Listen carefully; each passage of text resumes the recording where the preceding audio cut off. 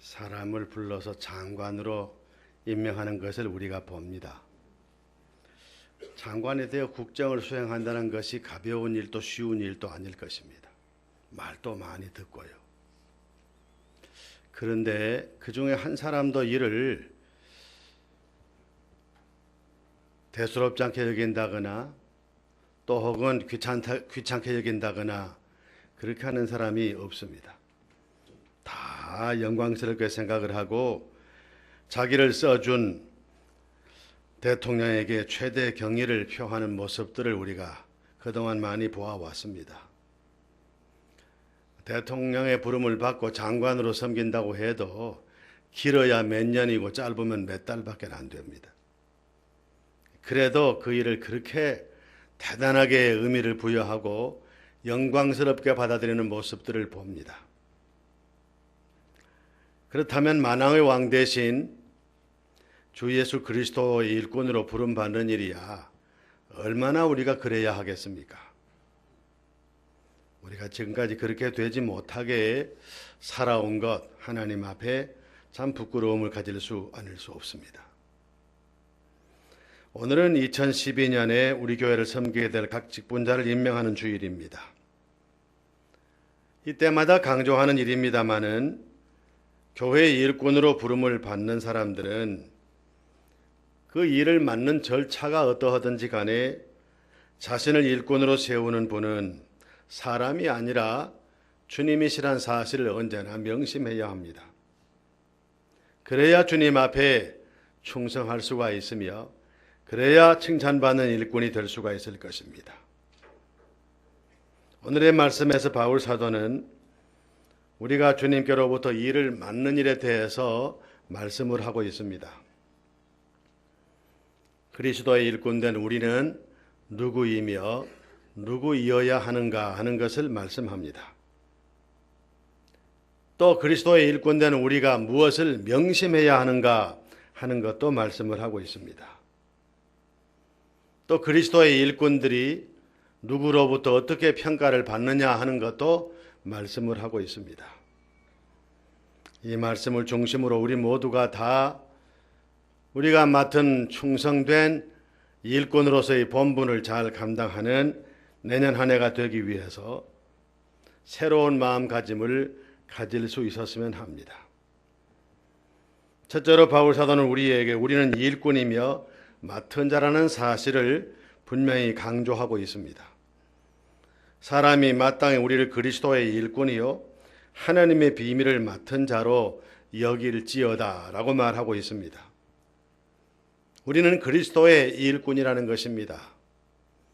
이 일을 맡기는 사람이 아니라 이 일을 맡은 자요 일꾼이 됐다는 것입니다. 이 일을 시키는 사람이 아니라 팔을 걷어붙이고 일해야 하는 일꾼이라는 말입니다. 일꾼으로 번역된 이 단어 헬라말 뜻은 배 아래층에서 열심히 노를 젓는 노예들을 가리킬 때 쓴 말입니다. 그렇다면 그리스도의 일꾼이란 말은 그리스도의 종이라. 더 구체적으로 말하면 그리스도의 노예와 같은 입장에 서 있는 사람이다. 그런 말씀이기도 합니다. 우리가 꼭 명심해야 될 일은 우리가 일시키는 사람으로 부름받은 것이 아니라 일해야 하는 사람으로 부름을 받았다는 사실입니다. 그러므로 우리는 주님께서 우리를 세우신 자리를 함부로 떠나서도 안 되고 우리 맡은 본분에 대해서 최선을 다하지 않으면 안 될 입장에 서 있습니다. 우리에게 맡겨준 일이 무엇이건 간에 감사한 마음으로 맡아서 그 일에 충성해야 합니다. 또 우리는 하나님의 비밀을 맡은 자라고 했습니다. 하나님의 비밀은 그리스도의 복음을 말합니다. 그것을 맡아서 때를 얻든지 못 얻든지 복음을 증거해야 되는 사람이라는 뜻입니다. 여러분, 우리는 일을 맡기는 사람이 아니고 맡은 자입니다. 우리에게 일 맡기시는 분은 우리 주님 예수 그리스도이십니다. 그분의 뜻을 받들어서 우리 모두가 최선을 다해서 그분을 섬겨야 합니다.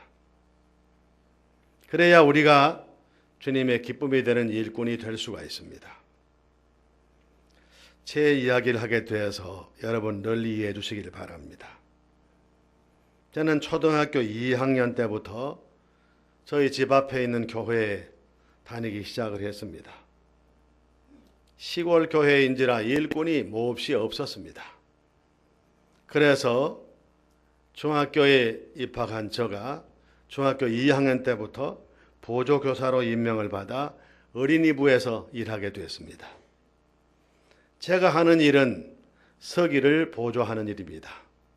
출석부를 각반 선생님에게 나누어 드리는 일, 출석을 다 부르면 출석부를 다 걷어오는 일, 교재를 나누어 드리는 일, 교재를 프린트할 일이 있으면 프린트하는 일, 이런 등등의 일을 제가 했습니다. 사람이 없으니 그렇지 중학교 2학년짜리가 무엇을 할 수 있겠습니까? 그래도 저는 그때 이 일을 매우 참으로 기쁘게 받았고 최선을 다해서 제 본분을 다 했다, 그런 생각이 듭니다. 이때까지만 해도 저희 아버지는 신앙생활 하시지 않았습니다. 제가 주일날마다 하나님의 집에 나가는 일을 저희 아버지는 몹시 싫어했습니다. 두 가지 이유입니다. 하나는 조상님들 제사 안 지난다 하는 것 때문이고, 또 하나는 농번기 때 일손이 없는데 아침에 나가면 저녁까지 아무리 오라고 해도 안 오니까, 그래서 제가 신앙생활하는 것을 몹시 싫어했습니다. 그래서 교회에 나가는 일이 그렇게 쉬운 일이 아니었습니다. 그러나 저는 제 나름대로 최선을 다해서 신앙생활을 했고, 또 제게 맡겨준 그 일을 성실히 감당했다, 그렇게 생각을 하고 있습니다. 저는 사실 여러 가지 면에서 목사가 될 만한 성품도 아니고 그런 능력도 없는 사람이었습니다. 그래서 그냥 해보는 말이 아닙니다. 사실 그렇습니다.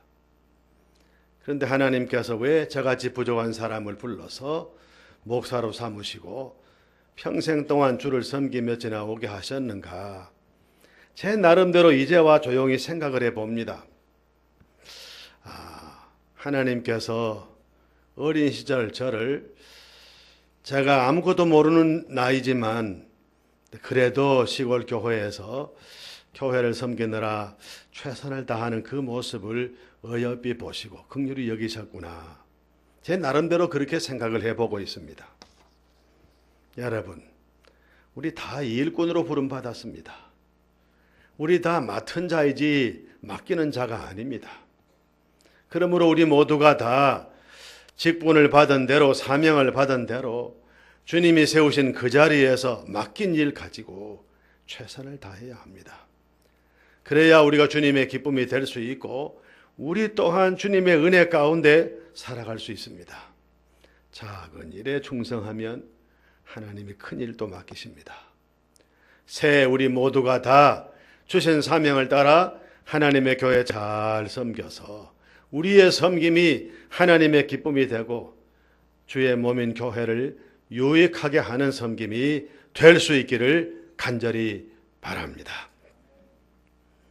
두 번째로 우리가 사모하고 힘쓸 일은 우리를 부르신 주님께 충성하는 것입니다. 맡은 자들에게 구할 것은 충성이니라 하고 말씀을 했습니다. 흔히 주님께 충성하라 말하면 사람들은 그 순간에 생각을 합니다. 옳다. 일 많이 하라는 말이구나.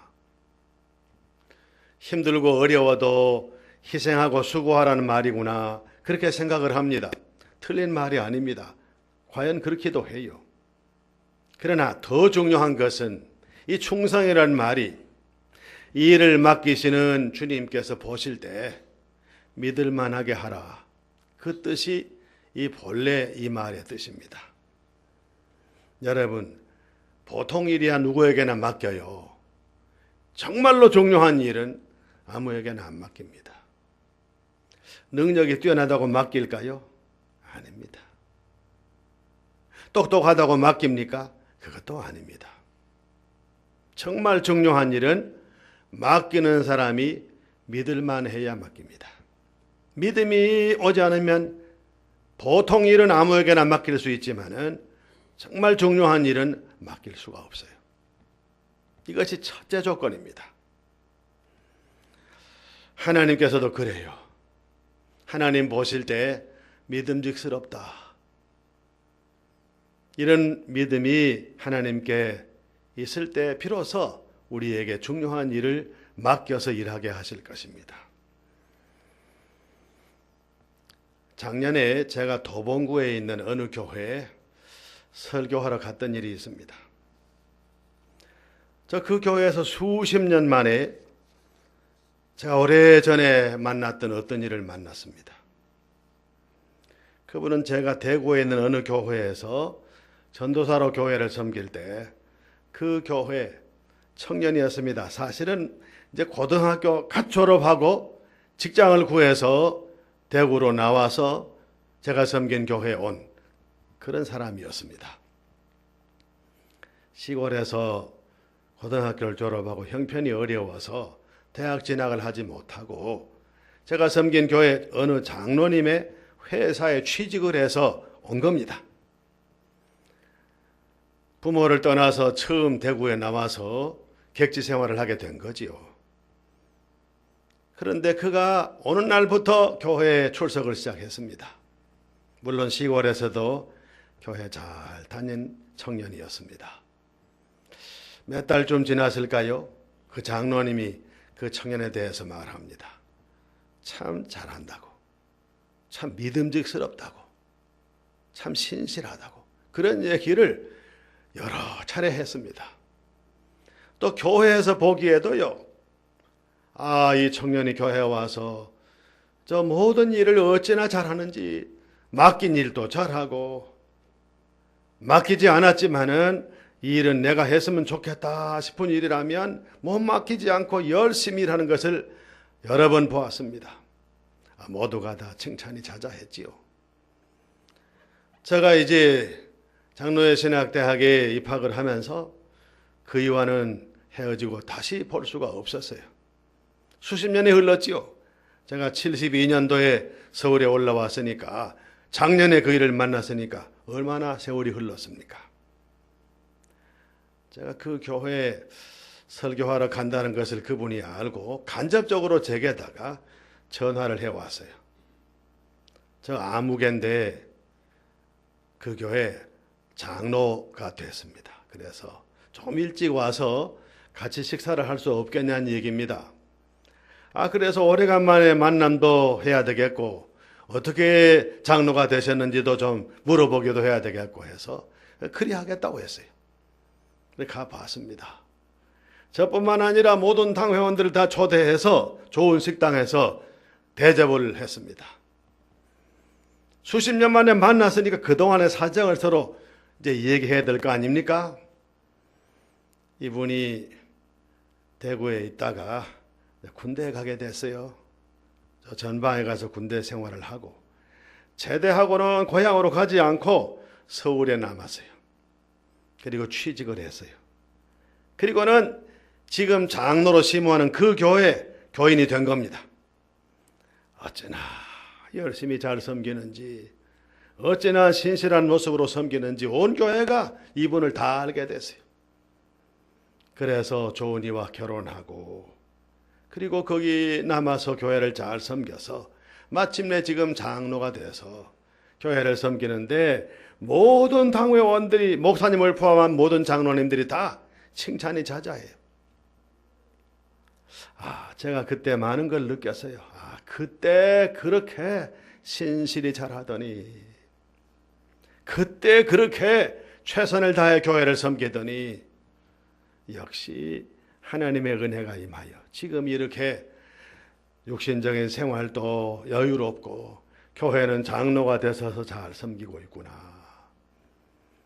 참으로 하나님께서는 그의 종들을 사랑하시고 은혜를 베푸시구나 하는 것을 깊이 깨달았습니다.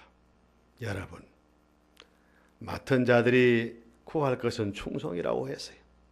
우리에게 일 맡겨주신 주님께서 일을 맡겨놓으시고 믿음직스러워 하셔야 됩니다.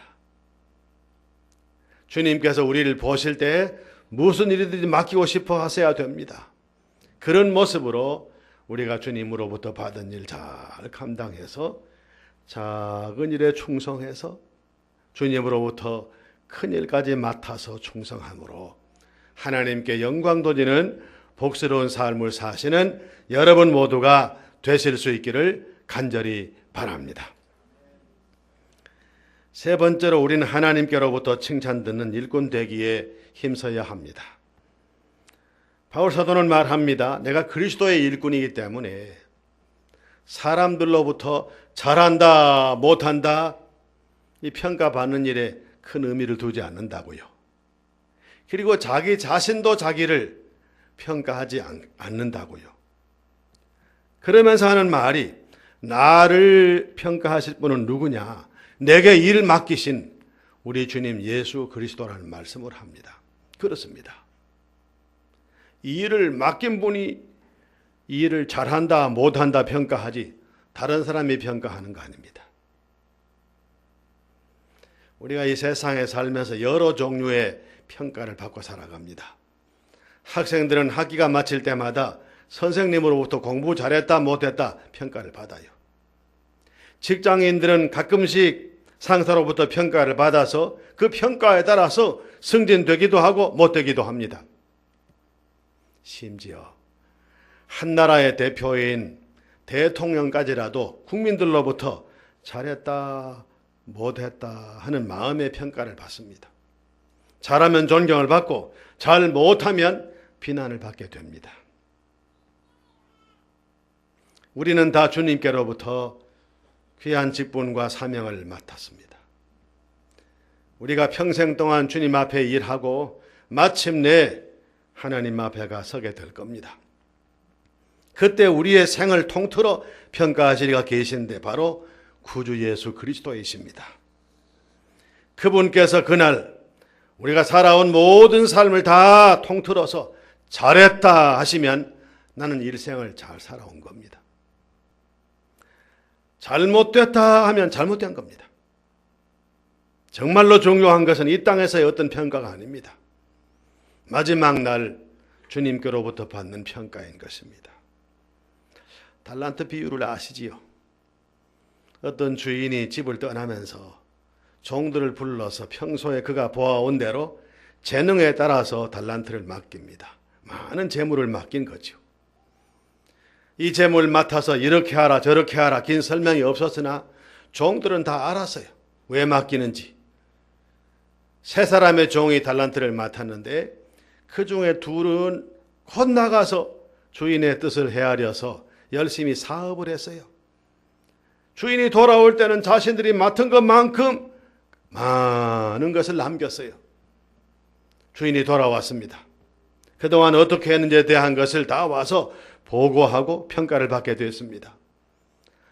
종 두 사람은 자신들이 맡은 만큼 남겨와서 남긴 것으로 주인에게 보고를 했습니다. 주인이 말합니다.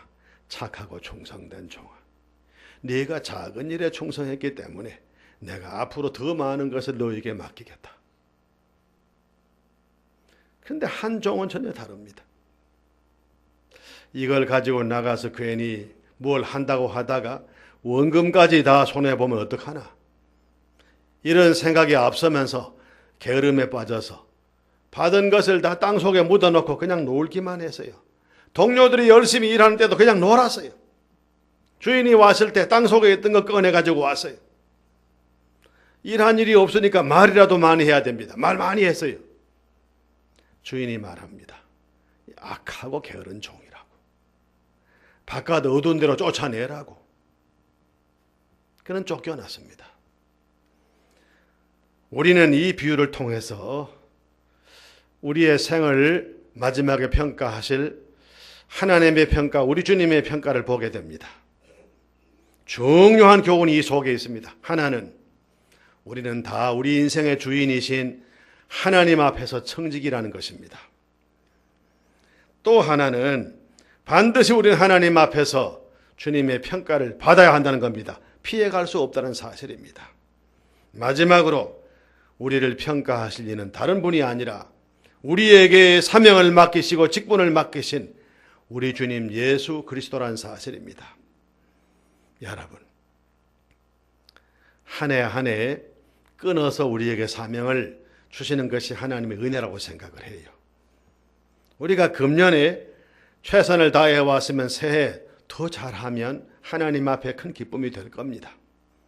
금년에 여러 가지 이유 때문에 잘하지 못했으면 한 해 끊어내고 새해부터 더 잘하면 됩니다.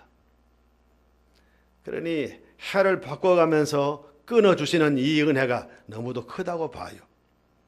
여러분, 2012년 새해 우리 모두가 다 이 해가 일할 수 있는 마지막 해다 하는 그 같은 마음가짐으로 최선을 다해서 일하게 됨으로써 하나님 보시기에 기쁨이 되고 하나님께 영광을 돌리고 하나님의 은혜와 사랑을 받고 살아가는 그리스도의 좋은 일꾼들이 다 되실 수 있기를 간절히 바랍니다.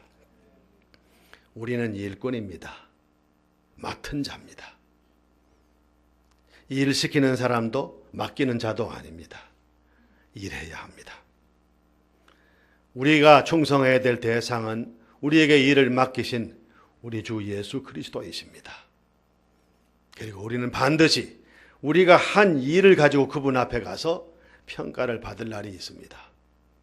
우리 모두가 다 금년도에 남은 한 달 최선을 다할 수 있기 바라고 2012년 새해 첫날 첫 시간부터 하나님 앞에 받은 사명에 충성 다해서 하나님께는 영광을 돌리고 우리 자신이 일마다 때마다 하나님의 은혜를 체험하고 살아가는 복된 삶을 살 수 있기를 간절히 바랍니다.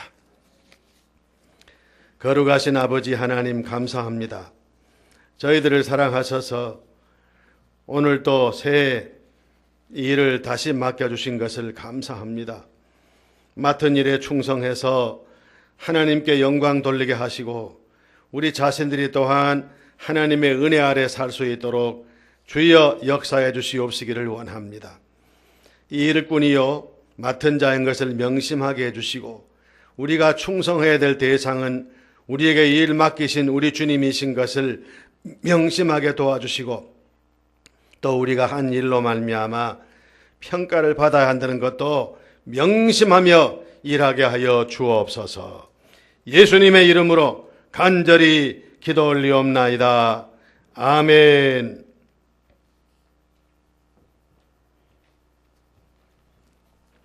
찬송 331장 드리시겠습니다.